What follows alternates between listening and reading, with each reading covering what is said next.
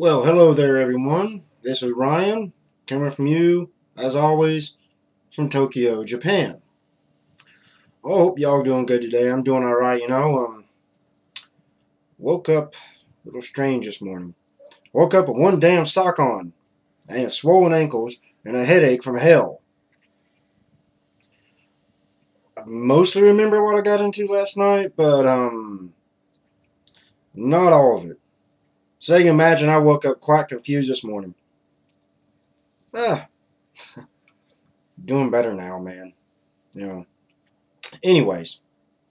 In the last video, we talked about FEMA and how FEMA is really ineffective. And I briefly mentioned something called Rex 84. Yeah, my video, the last one I mentioned was Rex 41, but I corrected myself with an annotation in the last video. It's Rex 84.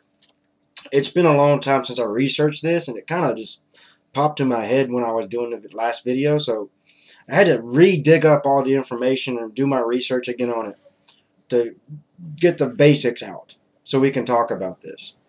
So yeah, this is going to be a Rex 84 video. Now to start out, Rex 84 was actually like stand for Readiness Exercise 1984. Yeah, it was supposed to go in effect in 84 to start developing in 84.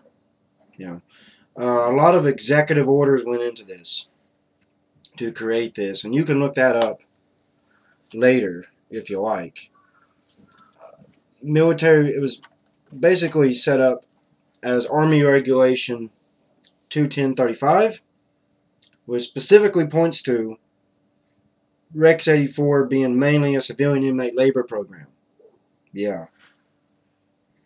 Metal yellow in Japan.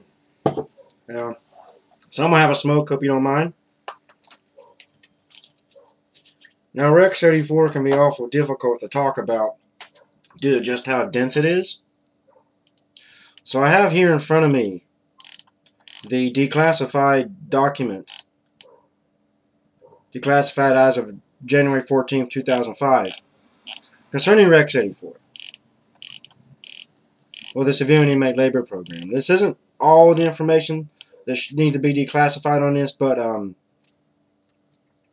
this is the 21035 Army regulation that was a product of Rex 84. So I'm here scooping through this. You can look at this later. I'll leave a link so you can check that out. I'll put the link in the vid box below. So let's get into how Rex 84 came about, how it was created. As always, smoking okay? Alright, tolerate me. So let's get into how it was created. Shortly after Ronald Reagan was elected president, he put Oliver North and George Bush Sr. and another gentleman whose name is hard to pronounce. I mean, he's not really involved in this. He put those cats in the head of FEMA. This is basically how the neocons got their foot in the door in politics in America, but that's neither here nor there for right now. So anyway, these guys get involved in Iran-Contra because they're also members of the military and intelligence areas. So after they started seeing what was going on in Central and South America, these neocons decided that, revolution, uprising could happen very easily in the United States. And also, the neocon doctrine of any dissent or disagreement with the government is treasonous. That's part of the neocon philosophy. So they tell Reagan about this. He gives the green light to start developing Readiness Exercise 1984. So the program goes forward. And they start developing things like continuity of government type of orders, where in Rex 84, if it goes into effect, you have total martial law. Constitution is absolutely suspended. Yeah, this is some bad stuff that the neocons attempted to develop. It's out in the open now. It's not secret anymore. Been out in the open for several years.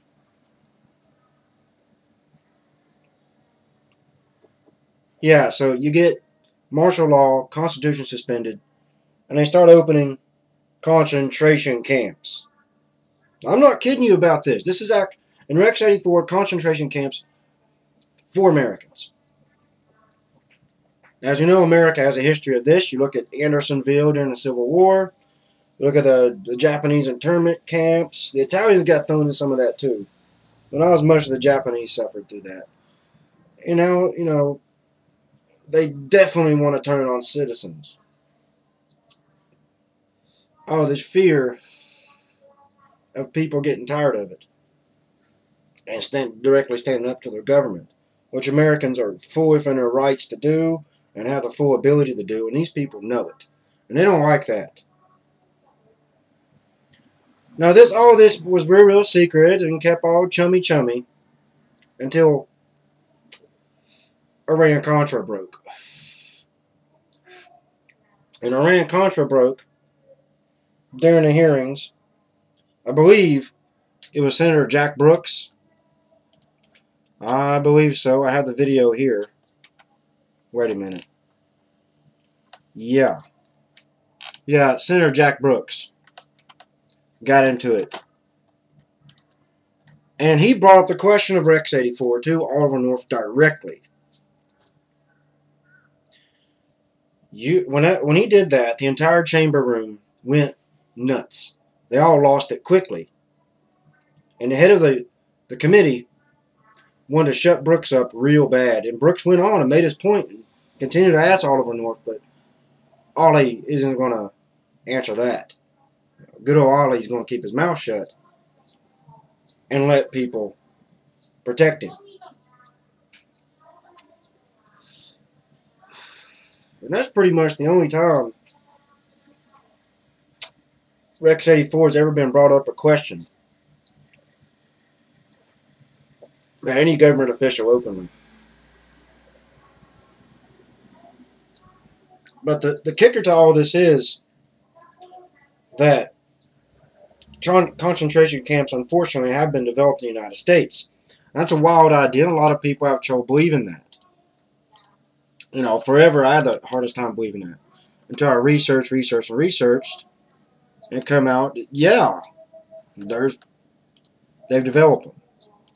Now, to date, there are, I believe, about 300 of these camps which have been developed across the United States. I'll try to get a map for you, because some people are taking a lot of time and effort to visit all these damn places and put them on a map.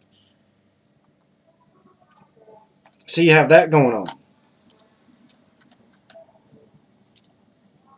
So even the fact that Rex 84 is supposedly non-active,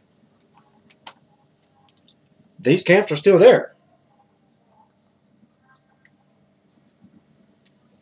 Now what's going to happen if martial law is declared across the United States? It's getting closer and closer every day. If you look at the type of regulations and things going on in Washington and keeping a close eye on things, yeah, they're getting more and more extremist. It's all that corporate fascism is coming to a head now.